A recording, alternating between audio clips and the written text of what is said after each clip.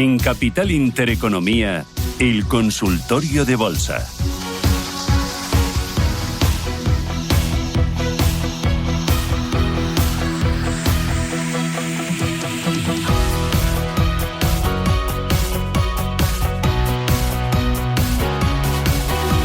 Vamos con el consultorio con ustedes. 915 33 18 51 609 22 47 16. Son los teléfonos. A través de ellos pueden ponerse en contacto con nosotros y plantear sus dudas. También a través del canal de YouTube de Radio Intereconomía. Ahí en el chat ustedes nos plantean preguntas y hoy responde Franco Machiavelli, analista de mercados. Franco, ¿qué tal? Buenos días. Muy buenos días, Susana. Encantado de estar nuevamente aquí contigo. Hoy a los mercados le ves subiendo, no hay cansancio, ¿no? Esto, ¿no? Hay buen tono, hay apetito, no hay miedo.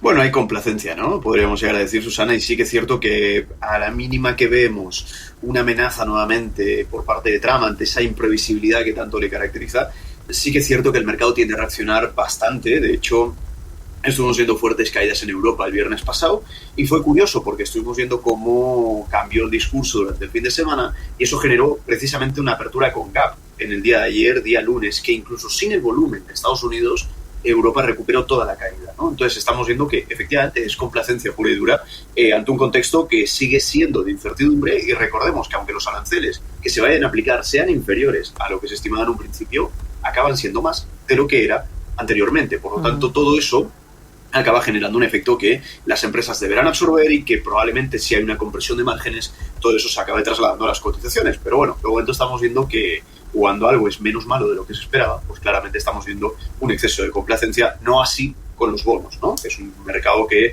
bastante más profesionalizado y que nos está alertando un poquito más de riesgos más bien estructurales a largo plazo. Pero oye, de momento todo bien, si el mercado sigue subiendo no vamos a llevarle la contraria en este aspecto.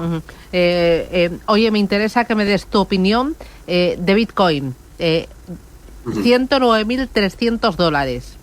¿Está en subida libre?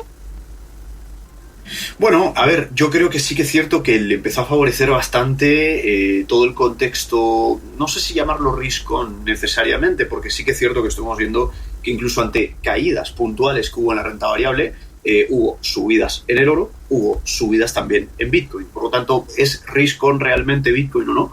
Ahí es donde estaría un poco la pregunta, porque se ha estado moviendo francamente bastante bien y creo que en el fondo está respondiendo un poco también probablemente la parte de los déficits, probablemente la parte de los bonos que estábamos hablando antes, pues poco a poco va siendo cada vez más emergente en este aspecto Bitcoin, ¿no? Que acaba, digamos, reflejando esa probablemente cobertura frente al aumento de liquidez, aumento de incertidumbre de cara a futuro, y realmente muy bien. O sea, podríamos llegar a decir que tiene muy buen aspecto, no únicamente a nivel técnico, que tiene muy buenos rebotes, sino que estamos ya, de hecho, oficialmente cotizando en máximos históricos, habiendo superado los máximos previos y no se están perdiendo pautas estructurales que son las que marcan un poco el rumbo más bien de corto plazo. Estamos hablando un poco de esos niveles de, bueno, lo que decía hasta ahora, ¿no, Susana? Ese 109 más o menos no deja de ser un soporte dinámico en términos tendenciales. Entonces, siempre y cuando mantengamos estructura, máximos y mínimos crecientes, con todo ese contexto de fondo que parece que le está dando mucho soporte y mucho apoyo a la figura de Bitcoin, seríamos francamente optimistas en ese aspecto. Vale. Oye, me interesa Nvidia. Mañana presenta resultados. ¿Cómo ves Nvidia? Bueno, yo creo que dentro de lo que cabe bien, ¿no, Susana? Sí que es cierto que se hablaba bastante del wow effect, ¿no? Que es cuando incluso la compañía, como viene batiendo mucho los resultados, incluso debe batir al analista más optimista que haya sobre la compañía. O sea, ahí es donde empezamos a entrar en algunas cosas un poco más irracionales, ¿no? Podríamos llegar a decir cuando algo se vuelve muy bueno y crece a 3 dígitos, como es el caso de Nvidia en este aspecto. A ver, yo creo que realmente no ha cambiado demasiado, más allá de esas tensiones, esas fricciones que hubo alrededor de normas y legislaciones que quería implementar Trump alrededor de lo que son chips en cuanto a exportaciones, etcétera, etcétera. No obstante, estamos viendo que no fue finalmente tan malo ese aspecto, así que creo que si por ese lado podría llegar a flaquear un poco, no creo que flaquee tanto finalmente, y honestamente, Susana, no creo que el mundo haya cambiado tanto en 3 meses desde la narrativa arancelaria. Están cambiando los mercados porque están, reaccionando a expectativas de poner en precio algo futuro, pero en la inmediatez, por eso hablamos de resultados, en la inmediatez, honestamente no creo que haya habido importantes cambios. Veremos lo que comentan de Blackwell, veremos lo que comentan de la demanda versus la oferta, a ver si la están logrando cubrir bien, que es un poco donde estaban presentando problemas a favor de ellos, de que tengan una sobredemanda. Así que bueno, creo que pese a todo buen aspecto, veremos todo esto porque evidentemente le va a acabar de dar rumbo al mercado. Así que yo sería optimista en términos generales, sobre todo porque ya venimos de romper estructuras bajistas, venimos de rebotar muy bien a zona 88, 90 dólares por acción. Veremos si lo mantiene, pero a priori seríamos relativamente optimistas, no únicamente por el técnico, sino por el contexto que le rodea en términos de narrativa. Muy bien. Voy a ir con los oyentes. Empiezo por José Javier. Buenos días. Hola, buenos días, Susana. Gracias por llamarme. Y nada, enhorabuena por el programa y un saludo para el señor Franco. Y un par de preguntas tenía. A ver, una de ellas es sobre Enel, ¿vale? A ver cómo vería el señor analista para entrar, soportes y resistencias, ¿vale? Y luego otra acción para un gran amigo, mi amigo Alejandro, que ayer he estado debatiendo sobre PepsiCo. Él cree que es buena oportunidad de entrada. A ver qué me dice el señor analista sobre PepsiCo, que es un buen momento para entrar y que me diga soportes y resistencias. Muy bien, gracias, ¿vale? Muy amable. A ver, estos dos valores, PepsiCo y Enel. Ok, vamos con Enel, le mandamos también un saludo al oyente. A ver, yo creo que dentro de lo que cabe bastante bien, Susana, porque creo que en su día la comentamos en Intereconomía y decíamos, bueno, como estamos justamente en la parte de altos, podemos estar un pelín sobrecomprados. Hablábamos de esta zona, de la zona de 7,8. Decíamos, bueno, en el hipotético caso de una, digamos, de una posible corrección, pues tenemos un poco ese nivel de 7 con algo, ¿no? Ese nivel de 7,1, 7,2, pero al final ha acabado mostrando mayor fortaleza. ¿Cuál sería la síntesis a partir de ahora? Honestamente, la misma. Y no es porque seamos cabezotas, ni digamos que está muy sobrecomprado ni nada por el estilo, pero bueno, cuando estamos en la parte alta de los canales, pues simplemente conviene vigilar. ¿Qué es lo que conviene vigilar? Una posible rotura de la cual vamos a estar hablando justamente ahora, pero estaríamos nuevamente mirando donde dijimos anteriormente. Esta vez un poquito más arriba, 7,3, porque empezaríamos a coincidir con triple nivel de suelo. Estamos hablando de nivel diagonal, nivel de media móvil y nivel, en este caso, de soporte horizontal. ¿Cuál será el catalizador, el activador más pronto para realmente valorar todo esto? Bueno, como estamos viendo que estamos en la parte alta del canal, vigilaríamos un poquito la lateralidad que tenemos justamente ahora y esos grados tendenciales un poquito más verticales. En el hipotético caso de perderlos, estaríamos hablando de perder la zona de 8 euros por acción. A partir de ahí es donde toda esa narrativa o esa expectativa de posible corrección y llegada a 7,3 es donde se manifestaría. Así que estaríamos un poco pendientes en ese aspecto. Y por PepsiCo, en este caso, bueno, sí que es cierto que ha venido estando muy castigada. Lo que sí, como mínimo a nivel técnico, podríamos llegar a señalar son los soportes, en donde se está apoyando justamente ahora. Estamos hablando de niveles actuales, 129, 130 dólares por acción. La compañía viene de tener un drawdown bastante significativo, desde máximos ha caído un 35%. Esperaríamos un poquito ver alguna señal cortoplacista, y cuando decimos señal cortoplacista, hablamos de bajar a gráficos más bien de media hora o incluso menos y empezar a valorar un poco lo que es la estructura. Quiero decir, si veníamos con máximos y mínimos que eran decrecientes, empezar a valorar un freno, una formación de bases. Y para que esto se genere deberíamos ver máximos y mínimos que pasen de ser decrecientes como eran antes a estar estables, planos, neutrales. Eso sería una muy buena señal en vista del soporte importante en el cual se está apoyando actualmente. Vale. Pronto, para determinar todo esto, de momento está llegando a nivel de suelo. Muy bien. Vamos con nota de voz. Muy buenos días. Me gustaría, por favor, preguntar por 3 acciones que tengo en cartera. Serían Tubacex, las tengo con ganancias y ante el abono de dividendo no sé si seguirán subiendo o liquidar antes la posición. La alemana MTU Aero y también la francesa Unibail Rodamco. Muchísimas gracias, un saludo y felicidades por el programa. Muy bien. ¿Qué dices? ¿Por cuál empiezas, Tubacex? Vamos por Tubacex mismamente, sí. Vamos a ver, nos comentaba el oyente que estaba en ganancias y nosotros teníamos esto proyectado en algunos análisis anteriores de Intereconomía. Decíamos, todo esto no necesariamente tiene que haber esta réplica exacta de precio, pero poníamos esta turbulencia, entre comillas, por así decirlo, por el hecho de que estábamos en nivel de techo, estábamos en nivel de resistencia, ¿no? Entonces, claro, cuando llegamos a este tipo de niveles, pues lo que conviene ver precisamente es todo esto, ¿no? Es decir, esta llegada al nivel de 3,7, esa posible, lo que digo, esa posible turbulencia, o cruzado, oferta y demanda, liquidaciones, porque así como el oyente se plantea la posibilidad de liquidar, muchos otros también, por el factor de que probablemente estén en ganancias muchos de ellos, porque viene subiendo la acción desde noviembre del año 2020 en adelante, y además estamos llegando a nivel de techo. Entonces, a veces, pues oye, uno no se la quiere jugar y prefiere directamente liquidar y no imputar pérdidas de cara a futuro. ejemplo, ¿no? A ver, yo creo que pese a todo, lo que estamos viendo en términos generales es bastante positivo, es bastante bueno, porque realmente no está mostrando demasiada debilidad. Cuando mostró justamente ese apoyo, el nivel de 3 euros por acción, pues a partir de ahí la acción se revalorizó bastante, y ese nivel de 3 euros por acción no es un nivel aleatorio, subió un 40% desde entonces, y hablamos de mes y medio, Susana, o sea, bastante bien en ese aspecto. Digo que ese apoyo en 3 no es cualquier cosa aleatoria, sino que es el nivel de apoyo que viene sosteniendo toda la subida a largo plazo, ¿no? Entonces, realmente buen tono, buen aspecto. Lo único que miraríamos es la posible pérdida, por poner un contexto realmente que ayude más al oyente, la posible pérdida a un nivel un poquito más cortoplacista. Estamos hablando de esas tendencias más bien secundarias que vienen marcando un poco el rumbo de la última subida. Pérdida de 4, pero sobre todo siendo un poco más precavido, pérdida de 3,8, porque estaríamos perdiendo también media móvil de 200. Serían un poco los catalizadores donde los veo, y un poquito más de precaución, sobre todo ahora que estamos llegando justamente al nivel de resistencia ubicado en 4,3, ¿no? Las demás, no me acuerdo exactamente, Susana. Si MTU Aéreo, AMTU Aéreo y Unirail, Robanco. Oye, mientras que los vas buscando, el Banco Central Europeo, tenemos cita el próximo 6 de junio, reunión Banco Central Europeo, y parece, Eva Villanueva, que se prepara para bajar tipos de interés. Pues sí, el responsable de políticas del BCE y también gobernador del Banco de Francia, François Villeroy de Gallo, ha señalado esta mañana que la normalización de la política monetaria en la eurozona probablemente no esté completa. Sus palabras llegan a una semana, como decías, de la próxima reunión del BCE, donde todo apunta a ese próximo recorte de los tipos de interés. Villeroy apunta que es probable que veamos que ese es el caso. Lo decía literalmente en esa reunión suya de la próxima semana, dando a entender que el recorte podría concretarse en esa misma cita. También ha calificado los últimos datos de inflación en Francia como positivos, lo que refuerza el argumento para una relajación de esa política monetaria. Recordemos que esta mañana conocíamos que el IPC se moderaba en aquel país, en Francia hasta el 0,8% en abril, una décima por debajo de lo previsto y 2 décimas por debajo de la cifra registrada en marzo. Franco, tú sigues especialmente los gráficos, pero sigues también los datos macroeconómicos. ¿Tienes en cuenta, por ejemplo, la inflación que hemos conocido en Francia, o estás al tanto de lo que pueda hacer el Banco Central Europeo en junio? Sí, completamente. De hecho, yo soy más bien macro que técnico, realmente, Susana, pero me gustan todos los análisis, ¿no? Sí, de hecho sí.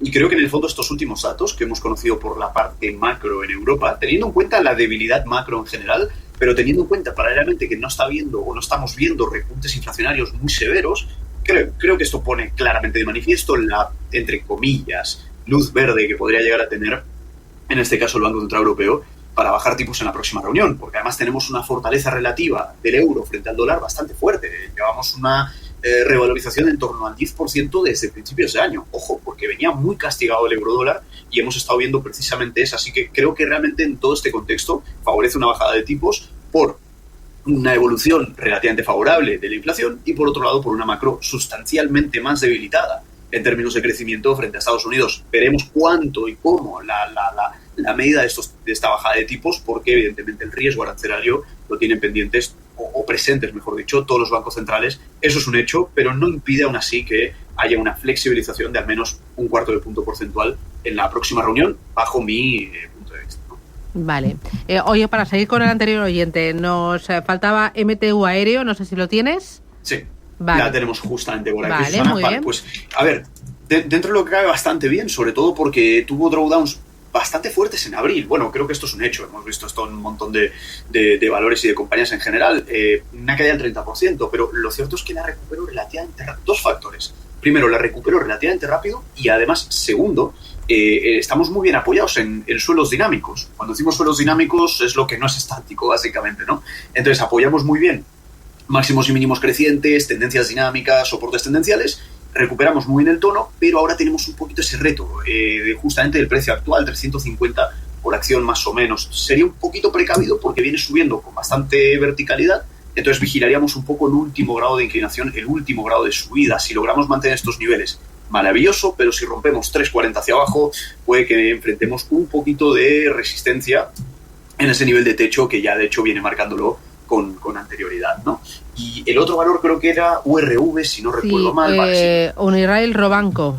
O sea, yo ahí estoy aquí perdida. Vale. Sí, lo tenemos por aquí, por ahí.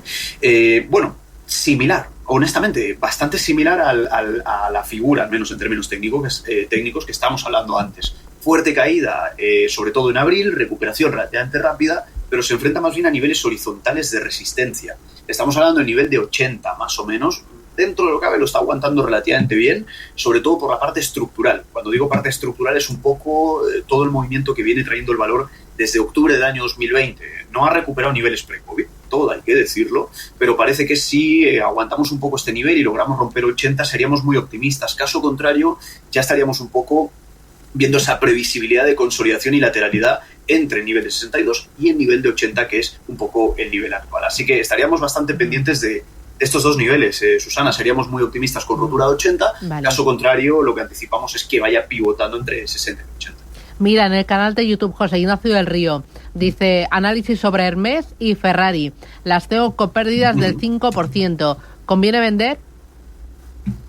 Bueno, yo creo que, a ver, y esto es una opinión bastante personal, que se entienda, dentro del lujo, que sabemos que es uno de los sectores más fuertes, y aquí en Intereconomía sabéis que siempre lo he recomendado mucho en lo personal, sufrieron un golpe, claro que sí, se hablaba de la demanda de China, de miles de factores, ¿no? No voy a decir que ha pasado lo peor, porque no me compete a mí decirlo, aunque yo en mi cartera evidentemente tengo Hermès también, y también hemos tenido que aguantar drawdowns significativos. ¿Por qué digo que a priori podría haber llegado a pasar lo peor? Bueno, pues porque realmente la compañía ha aguantado. Pese a los drawdowns, ha aguantado muy bien los soportes. Susana, ha aguantado muy bien todas esas tendencias que estábamos viendo a largo plazo. Actualmente no hemos perdido esos niveles. Por eso digo que yo soy relativamente optimista, pese a yo también haber sufrido caídas, en este caso de forma personal, con este valor, ¿no? Pero es uno de los más potentes, me gusta incluso más que Louis Vuitton en este caso. Entonces, básicamente, estaríamos por señalar niveles, no perder el nivel de 2.200, no perder incluso el nivel de 2.000, que es un soporte bastante psicológico, ese número redondo, así que si lo aguantamos, todo bien de momento. Tras el drawdown ya empieza a recuperar, y de hecho, en términos proporcionales, ya habría recuperado más de la mitad de la caída previa, como estamos justamente viendo en pantalla. Y Ferrari también, sí. Más de lo mismo. También he sido bastante partidario de esta compañía por la cuota, por los márgenes, por absolutamente todo, que no depende incluso tanto del ciclo económico, debido al tipo de cliente que evidentemente ostenta Ferrari, este tipo de marcas, y relativamente similar. Hemos tenido drawdowns bastante fuertes, ¿no? Caídas del 30 o cercanas al 30, pero aguantamos muy bien niveles secundarios, ¿no? Sí que es cierto que podemos llegar a esperar incluso en el hipotético caso de pérdida de niveles relevantes, y ahora vamos a decir cuáles son, podríamos incluso esperar una posible llegada a nivel de 300. ¿Por qué no? Si al final, dentro de lo que cabe, lo que estamos viendo en pantalla es que encaja perfectamente, aún así, dentro de los soportes tendenciales. ¿Qué digo de esos niveles secundarios o niveles más bien condicionantes para el largo plazo? Bueno, pues estamos hablando básicamente de ese nivel de 380. Si lo perdemos, pues sí, podemos ampliar un poquito más de caída, que esto simplemente haya sido una pata bajista con corrección para seguir bajando, pero aún así, el contexto general, ya sea en 380 o en 300, seguiría siendo completamente alcista a largo plazo para el valor, ¿no? Voy con Alfredo, buenos días. Hola, buenos días, Susana. ¿Qué tal? Felicidades por el programa. Gracias. Quería preguntar por dos valores. Sería Crédit Agricole, que es ACA, y por Deckers Outdoor. Vale. Serían los dos para entrar. Deckers cayó esta semana pasada bastante, cerca de un 20%, me parece, por ahí más o menos. Y Crédit Agricole, pues también las dos para, como digo, para entrar, para ver si le parece al analista buen momento. Muy bien, gracias. A ver, ¿qué me dicen de estos dos títulos? Empezamos por Crédit Agricole. Vale, ok, bueno, dentro de lo que va bastante bien Crédit Agricole, como muchos del sector también, ¿no? Podríamos llegar a decir. La parte positiva que vemos es que por fin logró romper pues los máximos del año 2006, que se dice pronto, pero a nivel de comparativa histórica, pues muchos valores, sobre todo de este estilo, les costó bastante, digamos, romper estos niveles, ¿no? No solamente estamos viendo eso, sino que además estamos aguantando y sosteniendo muy bien niveles tendenciales. Estamos hablando concretamente de esos niveles, sobre todo desde, abril del año 2020 en adelante, muy buena formación de suelos, muy buena formación de tendencias dinámicas, en este caso alcistas, y siempre y cuando mantengamos sobre todo media móvil. Es lo mínimo que le pediríamos, ¿no? Susana, media móvil, gráfico diario, estamos hablando de media móvil de 200 en ese aspecto. Algo de retroceso, sobre todo tras haber roto un nivel de soporte tan importante, de resistencia tan importante como el que estábamos diciendo precisamente antes. Algo de retroceso en estos niveles, creo que primero no es descabellado, segundo es saludable y tercero es normal. ¿no? Así es como lo catalogaríamos. Por lo tanto, ese nivel de 14,2 es el que más vigilaríamos para un posible apoyo en el caso de que lleguemos a esos niveles, y la pérdida, por otro lado, del nivel de 10,9 más o menos, es lo que nos haría ser un poquito más precavidos, porque estaríamos perdiendo una tendencia a priori que viene manteniéndose durante ya 5 años oficialmente, ¿no? Así que nos quedaríamos un poco con esos niveles. Y luego la parte de Decker, sí que es cierto que, como muy bien comentaba el oyente, ¿veis? Aquí es el ejemplo de lo que decíamos antes. La pérdida de niveles tendenciales a veces amplifica precisamente una corrección más significativa, incluso siendo valores distintos, industrias distintas, etcétera, etcétera. Pero las pautas técnicas se aplican a todos, ¿no? Por igual.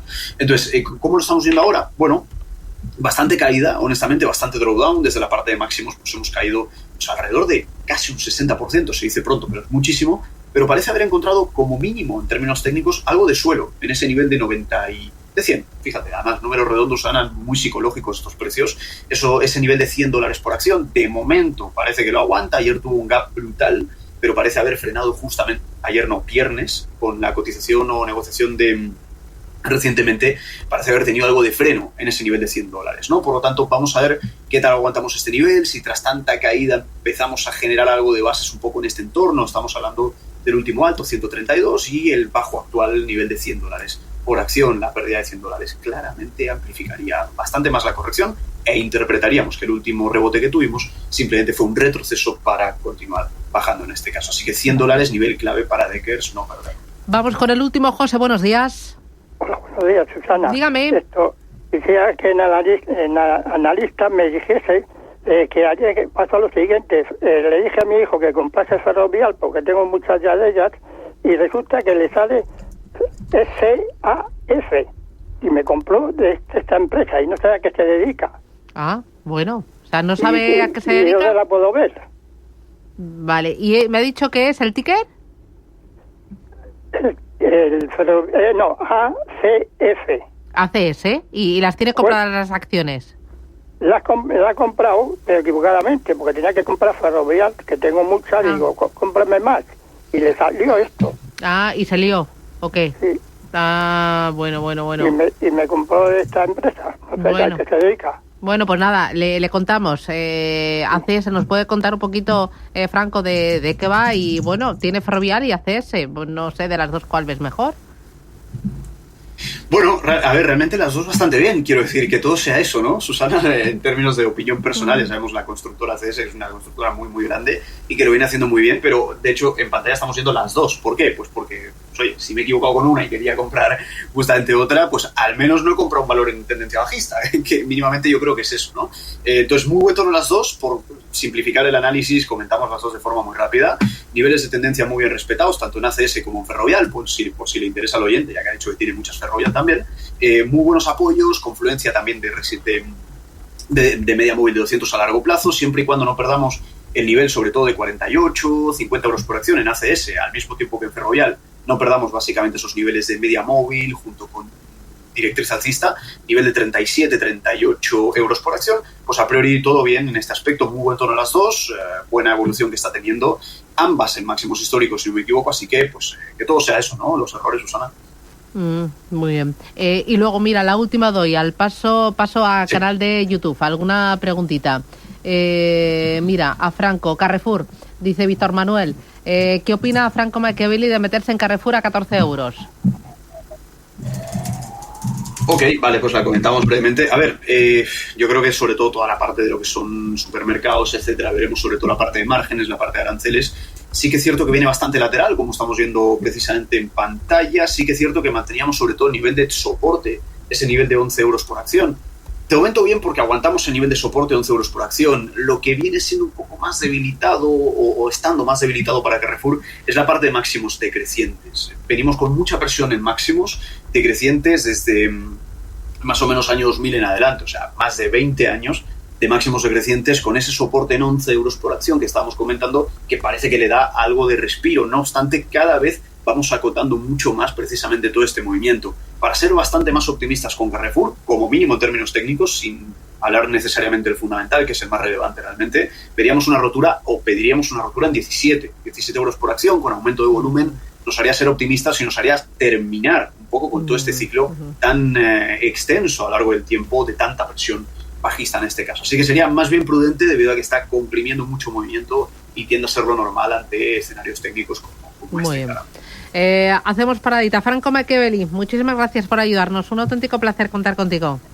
Cuídate mucho. Gracias, como siempre. Gracias,